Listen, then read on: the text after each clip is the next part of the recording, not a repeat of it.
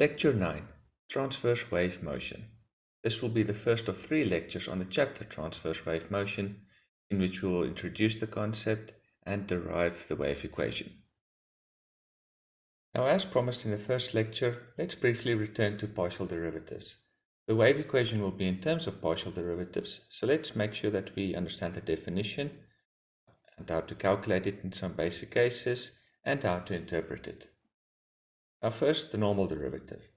For some function y of x, then by definition, its derivative at any x value is given by this limit, which you've probably seen in first year. Now if instead your function is dependent on 2 variables, say on x and on z, then you can calculate a partial derivative with respect to x or to z. So let's calculate, for example, the partial derivative with respect to z. By definition, that is then given by a very similar limit. You're essentially still doing the same thing. You're still differentiating. The only difference is that x is treated as a constant while you're calculating the partial derivative with respect to z. And of course you use this kind of reverse 6 or upside down 9, not a normal d, to indicate it's a partial derivative. So for example, let's consider this function, psi, which depends on x and y. And let's suppose you want to calculate the partial derivative of psi with respect to x. You would just differentiate with respect to x and treat y as a constant. So this, in other words, if you want to calculate the derivative with respect to x again, while treating y as a constant, then you get a second order partial derivative of psi with respect to x. It's as simple as that. And of course you would do the same thing with respect to y if you want to find the partial derivative with respect to y. Now it's all well and good to be able to calculate it, but you should also be able to interpret it. So let's look at psi from the first lecture, just their surface. Here is a wireframe of psi, and there is its formula. Now that formula, you should be able to easily calculate the partial derivative with respect to x and the partial derivative with respect to y. Now let's see how to interpret it. Let's consider the case where we calculate a partial derivative with respect to y, where x is then treated as a constant, right? And let's consider the case where that constant x is 10. Now first off, when x is 10, then we're looking at that part of the curve. And if we were then to calculate a partial derivative with respect to y, then we get an expression in terms of x and y, and if we substitute x10 and y equal to minus 25 into it, then we get the tangent to this purple curve at y equal to minus 25, and of course we're at x equal to 10. So you can try and rotate it a little bit better to see. So we're still working in terms of tangents, it's just being restricted to a certain plane, and the YZ plane in this case. So see that you can do that. Take that expression, calculate the partial derivative with respect to y, then substitute for x equal to 10 and y equal to minus 25, and see that you get 0.181, and that is therefore the tangent of the slope of that line tangent to that purple curve, the psi function at x equal to 10. Okay, so it's still tangents and slopes really, but it is now just restricted to a particular plane. If you were to calculate the partial derivative with respect to x and do the same, then you would just be looking at tangents and their slopes in the xz plane.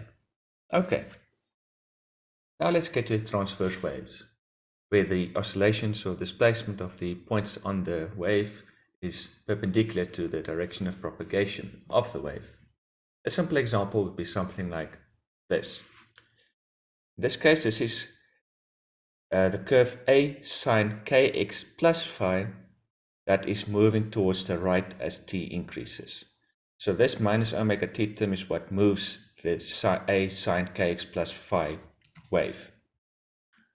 And because the actual wave that is then the curve that's actually moving is a sine kx plus phi, we know that from first year or high school even, that the wavelength is therefore 2 pi over k. So the wavelength is easy. But the direction in which the wave travels in and how fast it does and with what frequency depends on those parameters k and omega. So here we see an example of how the wave moves towards the right in this case. As the t value increases, the entire wave a sine kx plus phi moves towards the right. And we can talk about two kinds of velocities for such a traveling wave. First, we can just consider how fast a point on the wave is oscillating in place. If this is like a string, then this would be that part of the string oscillating up and down. Now, how would you describe it? Let's suppose that g of t is describing this corresponding y value. In this case, when x is 2, we can of course consider this for any x value. G of t in this case will simply be that original function y with x equal to 2 substituted. That's it, nothing else. It's as simple as that. And as you'll notice, this is simple harmonic motion. Well, we had cosine for our simple harmonic motion, but sine and cosine are just out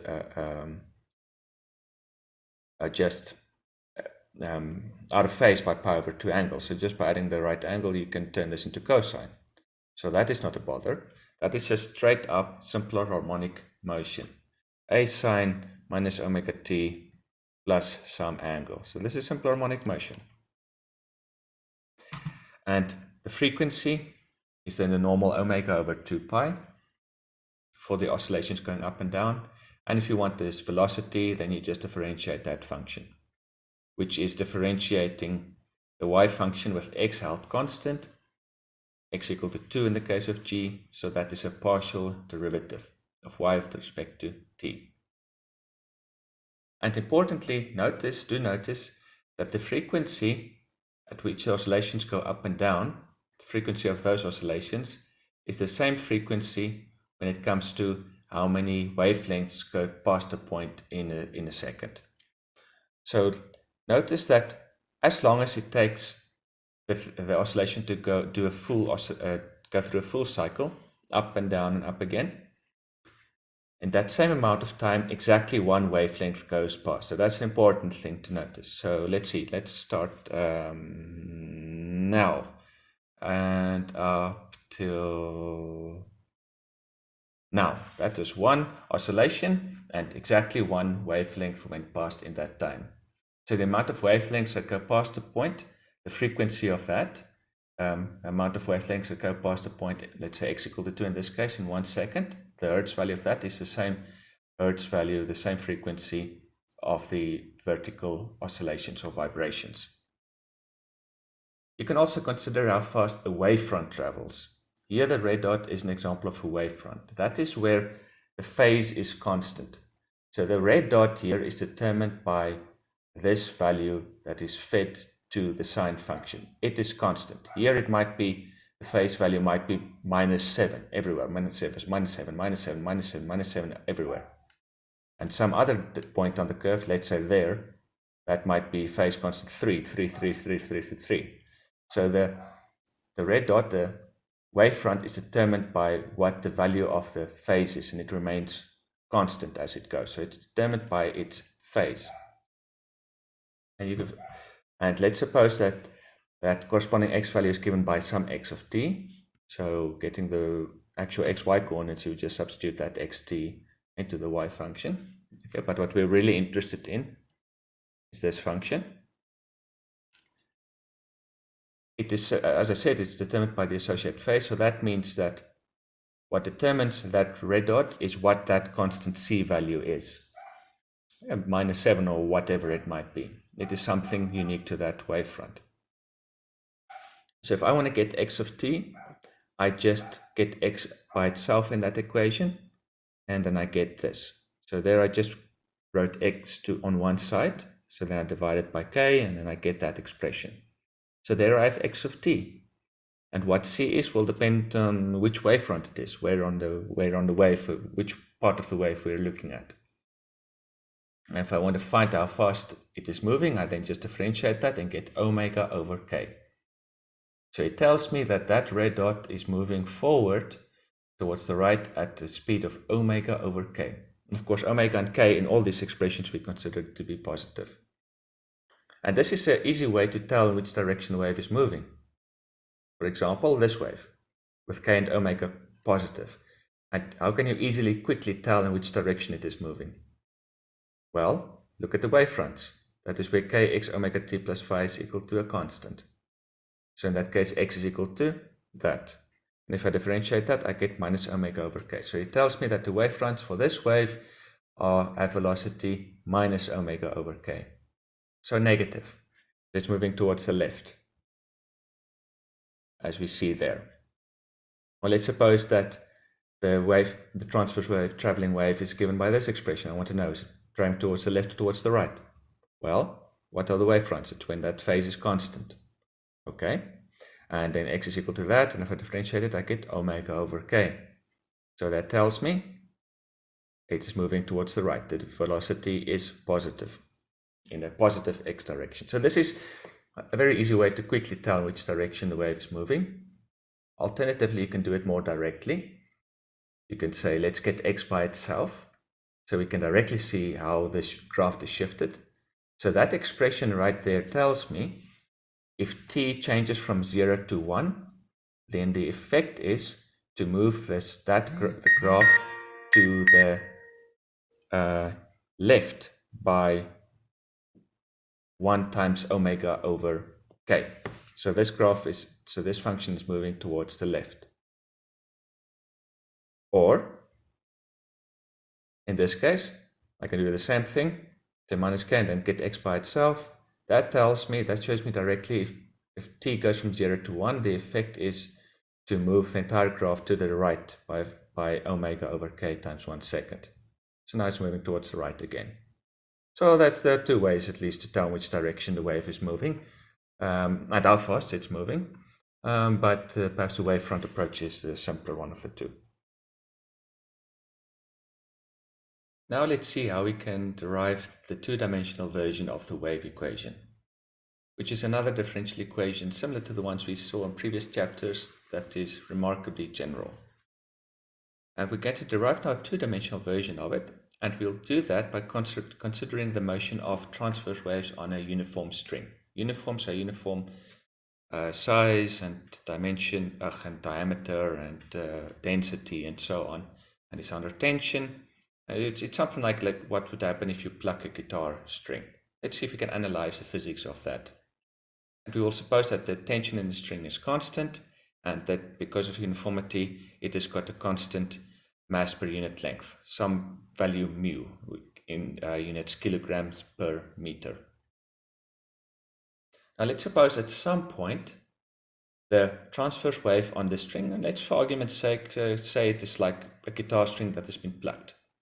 Let's suppose at some point it assumes this shape, and we want to look at what's going on at that x value. So it's got an x and y coordinate, and of course as t changes, then the shape changes. It moves towards the right or it does whatever. And we want to know what's going on in the physics of this. So the first thing that we're going to do, which doesn't seem very unreasonable, is to assume that the displacements are very small. So these angles, theta 1 and theta 2, are very small. So the graph as we drew it here is very pronounced, far more than it would be normally. So you should imagine that it is way more flattened, way more squeezed in vertically. But it's difficult to put in all of the symbols and parameters when it is squeezed into a more realistic proportionate. So we just draw it in this vertically stretched out fashion to indicate carefully all the parameters, but in reality we're going to consider it when the displacements are extremely small.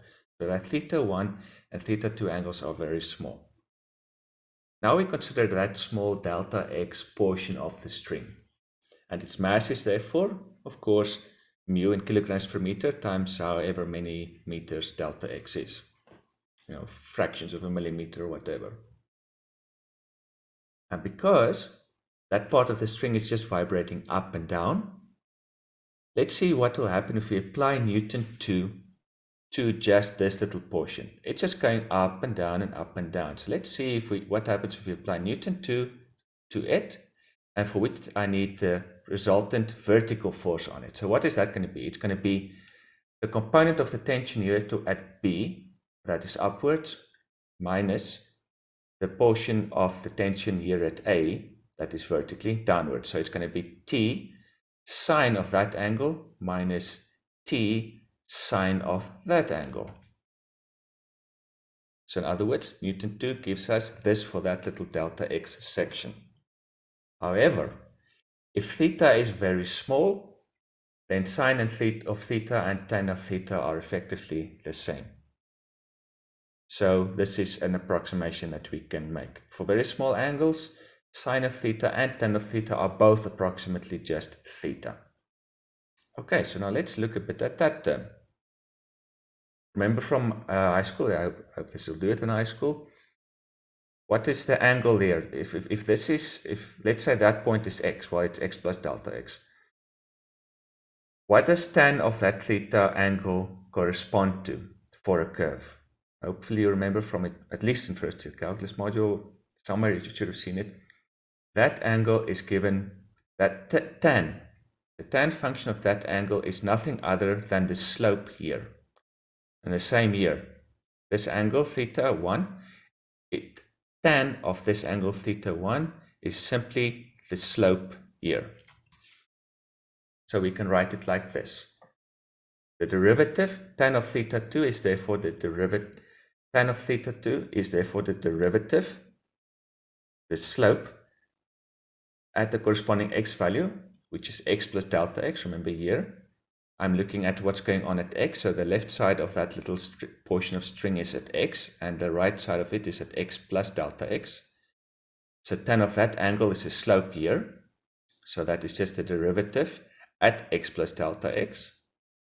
But of course, y depends on x and t because it's changing. It's not a constant thing, it changes. So we're necessarily looking at the partial derivative for whatever the t value is for that configuration of the string, minus tan of theta 1, and then for exactly the same reason, the slope here, so the partial derivative of y with respect to x. And now we use a little bit of trickery. Now we're going to see, because we are recognizing this form. So from this step to this step, go back and look at the definition of a derivative, specifically in terms of the limit, that we did right at the beginning. That is where this idea comes from. We multiply with delta x over delta x. And then we see, and this might think about this a little while if you need to, because it's cumbersome notation, but what's written here as delta x is a term that as delta x tends to 0, becomes very close to 0, is simply the derivative with respect to x of this function. Go look at the definition of derivative again. All that this is that term in the limit for the derivative of this function. But this function is to y by x, so or partial derivative of y with respect to x. If I take its derivative again, I get the second order derivative. Okay, so a little bit of a math trickery, but we see that if we make this part of the string much smaller that we're looking at, then we therefore get this expression. So the mass times the acceleration of that small portion of string is given by delta xt second derivative of y with respect to x, if delta x is small enough. But now I know what m is. Remember, the mass of that portion is mu delta xa. And what is the acceleration? What is the acceleration here as this thing goes up and down and up and down and up and down? It is simply the second derivative of y with respect to t in this case. Just like if you're used to the acceleration, we mean this substitution from year to year we've done many times. Just now for the first time it's a partial derivative because the function depends on two variables. So what we are left with is this, which is written in this form, and that is the wave equation in 2 dimensions, or in one dimension specific. Well, movement in 1 dimension. You can also have a wave equation that's moving in a plane. So you just have to specify what you mean by a dimension. In this case, it is wave moving in only in the x-axis. But it's two-dimensional in the sense that it a function has two parameters. Okay. And it is a wave equation. It's the wave equation for waves propagating in the x-axis with that phase velocity, with that wave velocity. The wavefront's moving at that velocity. Okay, now this is something you need to be able to go and check or be able to justify. And how we're going to justify it is by taking note of this wave equation. I mean, what is the claim? It is for waves traveling at this speed. So we'll make that the concluding exercise. And this one I want to leave to you. I want you to show that a sine minus kx plus omega t plus phi, which we know is a traveling transverse wave, I want you to show that that satisfies the wave equation with v equal to omega over k. Now that we recognize, that is the traveling speed of this transverse wave, as we saw. That we already saw why that is the case. So we know this is how fast this thing is changing. So if this expression is a solution of the wave equation with v equal to its actual speed, then that justifies the claim that the wave equation is a justification of the claim that the wave equation, as it's given here, is for waves propagating at that speed, at the speed v. So what you have got to go and do is take that as your y equal to this, and see that if I take the second order derivative of it with respect to x, then it is the same as taking 1 over v squared, the second order derivative of it with respect to t, when v is equal to omega over k. So go and check that you can show that. And if you know how to differentiate, if you know how to check any other differential equation like the ones we've done before in this course, where you had to ask to show that this or that is a solution of the differential equation, you're doing exactly the same thing here. Only difference is it's a function of two variables, and it's specifically in terms of partial derivatives. But as we saw in the beginning of this lecture, it's a trivial matter with an expression such as this to actually calculate a partial derivative. And as a final note that it kind of makes sense that the velocity should be given by this. Because what is t and what is mu? T is the tension in the string.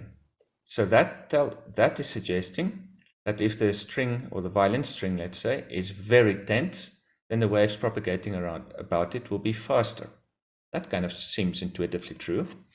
And conversely, 1 over mu, which means the denser the string is, the heavier it is.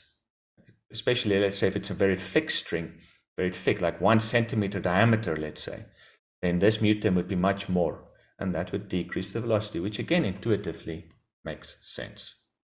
Okay, and that is it for the first lecture on transverse wave motion.